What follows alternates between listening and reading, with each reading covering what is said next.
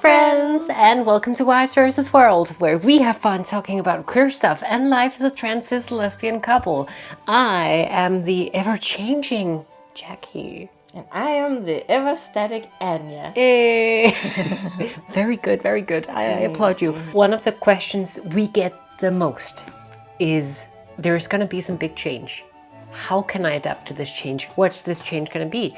People also often ask, how will my partner change? Or how can I stay with my partner when they change? So we want to dig into that. Of course, I don't know how your partner's going to change. I don't know them. I don't know you. Welcome, stranger. But I do know myself. And I know how I changed. And you know how I changed. Yep. So let's do a case study here and look into the sick, twisted mind of Jackie and see how she changed. So because science, we made a big post-it. And we made a numbered list. So we're going to look at the mental, at the social, and at the physical changes that transitioning brought about. There's going to be some overlap because I am a whole human being in my own right, and I can... Whole. A lot of people have also asked me throughout the time, like, how did Jackie change from transitioning? And they also kind of muse about, like, if they find it hard to imagine, what if my own partner changed like that? Like, there's a lot of focus on this change, so I thought it could be really interesting to talk about. I feel like before you transitioned, you were very withdrawn. You didn't really show much of yourself or your personality, actually. You were kind of numb, a little sad kind of person. And I feel like the biggest change you had mentally was that you kind of became a much happier and brighter person, because now you're a little ray of sunshine. I was obviously very busy being in complete disarray when this happened, so maybe you can help me out? How was I before? Before you transitioned, you were kind of like, you're very withdrawn, you're very sad. You were a very sad kind of person.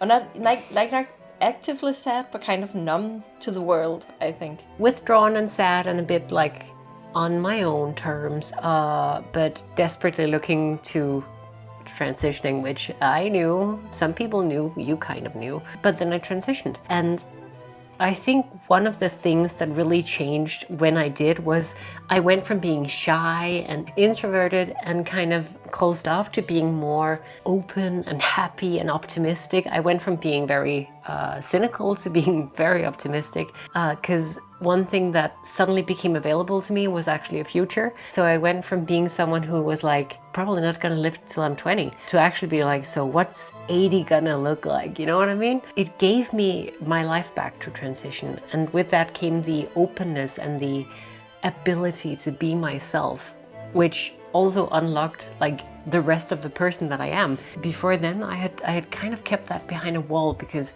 if I let too much spill, if I let too much of my real authentic self out, people would find out that I was different.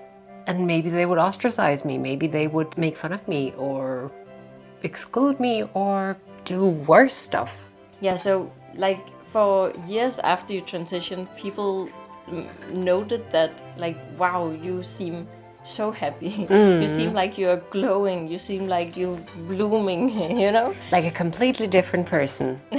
You were more yourself in so many ways. And you're touching on something very important here, because one thing that I think a lot of partners are concerned about is, like, is my partner going to become a completely different person? And like, it would be misleading to say there would be no change in like who your partner is. But the truth is, as you're, getting into here, it's more that they get to become themselves in every aspect. Like, you get to unlock secret bonus content. Like before, there were things that you didn't have an opinion on because you just you couldn't. Like, I'm using 80% of my entire being just like existing in this hellscape. So I don't have the capacity to actually concern myself with such things. At that point, you also didn't have plans for the future, or there were ways that you didn't take care of yourself. Like maybe you didn't care what would happen to you because you couldn't really envision a future for yourself, so there wasn't much to take care of. So I feel like that was the biggest change mentally, that you became much more approachable, you became much more engaging with life, and that leads directly into how you changed socially. Because one thing was how other people started to treat you because you transitioned, but the other was how you interacted with the world. And that was such a big change as well. Like you became so much more like open and approachable and happy and smiling. Life of the party. Because you were feeling comfortable in yourself, you suddenly had it in you to engage with the world. Like being confident and being like fully me and not always having like a secret to hide. I could step into myself and I could truly just like be. It's pretty privileged and lucky to like in your early 20s actually be able to figure yourself out. Of course, I would have preferred to have that done long ago, but like, you know, it put things into perspective and it made me realize like kind of what I want to do, what I couldn't, what I wouldn't, what I should. It made everything so much easier and gave me so much clarity, which also meant that when I was interacting with people, I didn't have to put on a facade. I didn't have to like constantly have my walls up, and I could be vulnerable and I could be there and I could be caring and funny and present. Which that was a different concept for me before. While I was distant, I was also giving up this sort of like, one thing I gave up is the cool vibe that I had.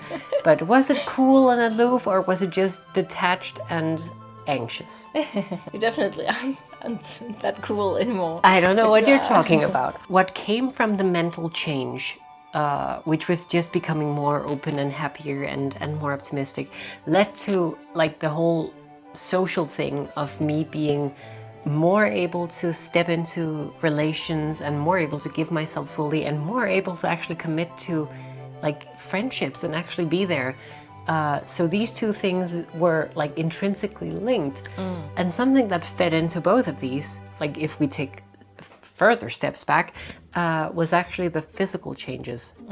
That was something that was really, really important to me back when I first grappled with the idea of transitioning. I looked at my body as it was back then, and I just couldn't see myself growing old in that body.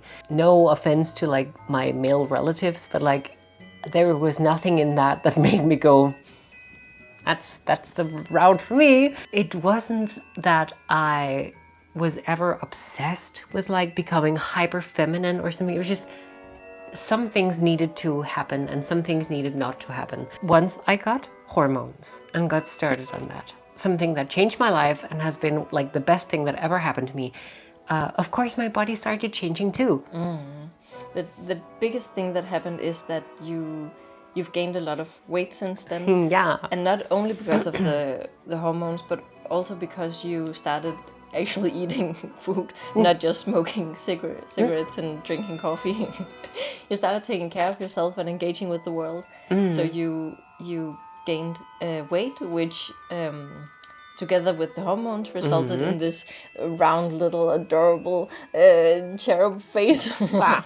Like suddenly I had energy enough I could actually start working out. Not that I'm working out right now, but I could. And like for periods of my life, I've been like very active, going to the gym, running, biking, swimming, doing stuff. And I couldn't before because, as you mentioned, you don't get a lot of mileage out of a pack of cigarettes a day and like 2 gallons of coffee. No, exactly. And you were very, very skinny when we started dating. So small. Like we almost weighed the Yeah, same. the same. And you're a little taller than me. Yeah, I have a bigger frame to put all this meat. Yeah, exactly.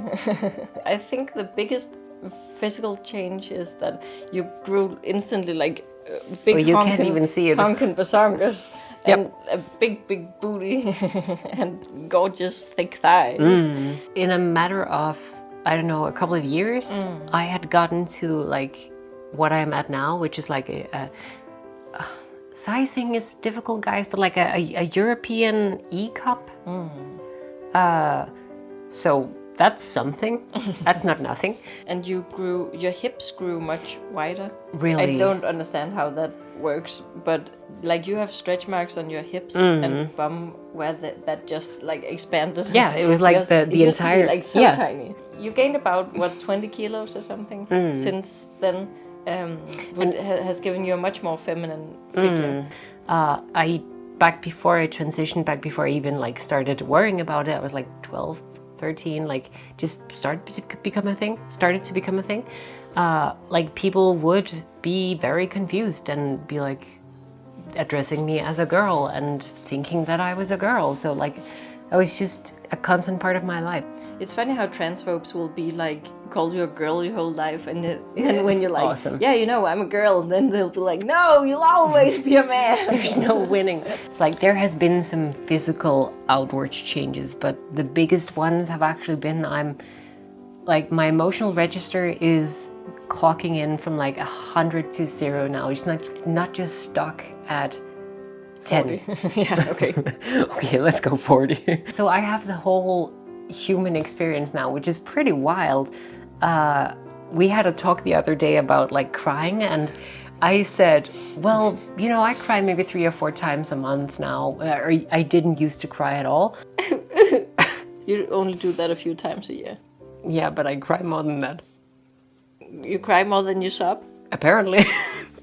Water leaves my eyes at a greater rate than sobs do. Okay. Some more crying, which is just, I think, because I am more in tune with my feelings and my body and my everything. And the world. And not just empty shell. Empty, yeah, exactly. I don't know if it's linked to, estrogen makes you more cry. I don't know. I don't think so. I'm not a biologist, but I just think maybe it has something to do with me being more myself. I like to think that I have become a better partner, a better daughter, a better friend, a better listener, and a better all-around good gal. And I hope you think so too. Yeah, I think you've only changed for the better in all ways, and it has been so amazing to like get to follow along all these changes and what you become the person that you are today. Thank you. Like, I'm still very impossible, and I'll still have like some meltdowns and like, oh, I don't know what to wear, or I'm impossible because I forgot to eat or drink and or go to bed, and then I'm just gonna be a menace. I didn't become a perfect person in any capacity. I'm still, you know, really fucking annoying, but you loved me. I love you so much. Thank you. This was, of course, just like your experience.